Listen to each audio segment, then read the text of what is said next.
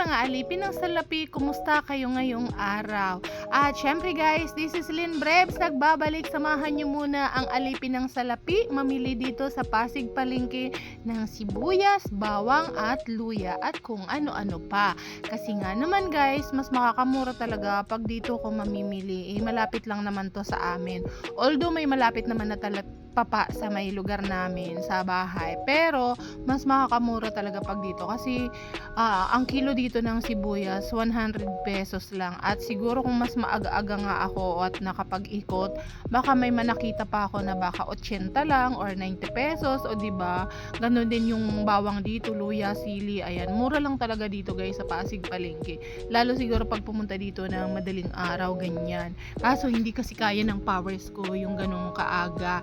And syempre, alam nyo na, maraming iniisip ang babaeng ito, kaya kailangan din magpahinga. Yun yung kasarapan ng tulog ko madaling araw. Kaya, syempre, hindi tayo makakapunta dito. But anyway, ayan, blessed pa din at happy kasi nakapunta dito kahit hapon na.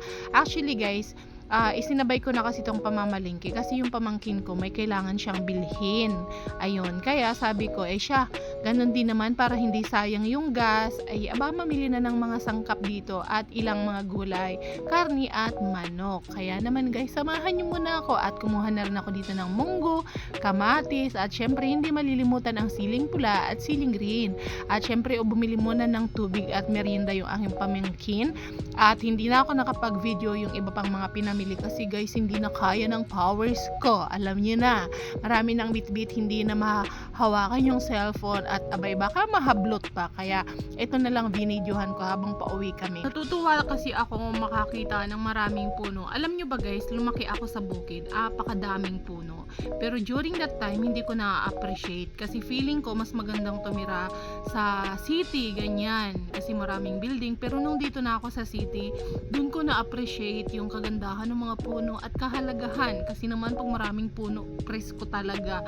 Pero pagka walang mga puno, ay Diyos mio, yung pollution, yung init, grabe talaga. And eto, siguro ito lang yung kagandahan dito sa view na to, diba? Kasi para kang nasa Hong Kong. So, ayan na guys, mag-unbox na tayo. Mag-unbox na tayo ng pinamalingki natin kasi mas mura doon. So, imagine, yung ganito, diba, 10 pesos lang to guys, pechay. 10 pesos lang yan. Tapos ito 10 pesos din, madami. Pag dito kasi, yung tali ng kangkong, ganyan lang, ganyan lang, 10 piso. 15 pala. Tapos ito naman, mga ganyan lang, ganyan lang ganito. 15 na, 20. Dun mura lang. Tapos, ito, sa Pasig Palengke, diba? 30 lang. Dito, sa may namin, tali pa ditong maliit lang. Ito nang ganyan, 15 na. 5 piraso. Diba? Nakatipid-tipid. Tapos, syempre, ang sili natin, green at pula, itlog na maalat, 15 pesos lang ang isa. Diba?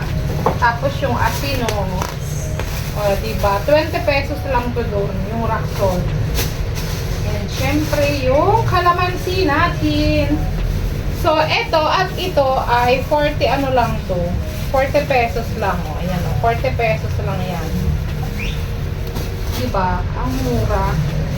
Tapos, ito naman, ang halaga nito lahat, mura sa Pasig kasi yung isang kilo ng sibuyas, lang, 100. Actually, mas may mura pa nga. Kaso, di kasi ako nag-ikot-ikot na. 90 pesos, ganyan. Mas mura doon.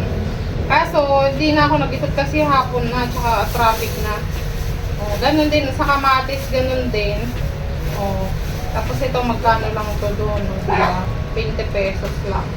So, mas nakamura. And syempre, nagbili tayo ng bagoong.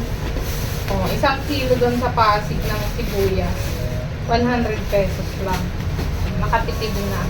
Ganun din to, 100 pesos. Dito naman, ay sa bawang, 100 plus. Nakalimutan ko na. And syempre, luya. So, yun talaga yung usually na ginagamit natin everyday.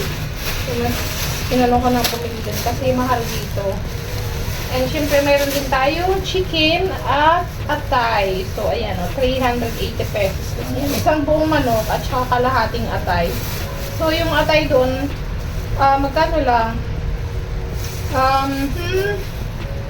200 lang ang kilo. O, diba? Mura na. So, bumili kasi ako ng atay kasi para sa aking mga anak na 4 ang o, diba?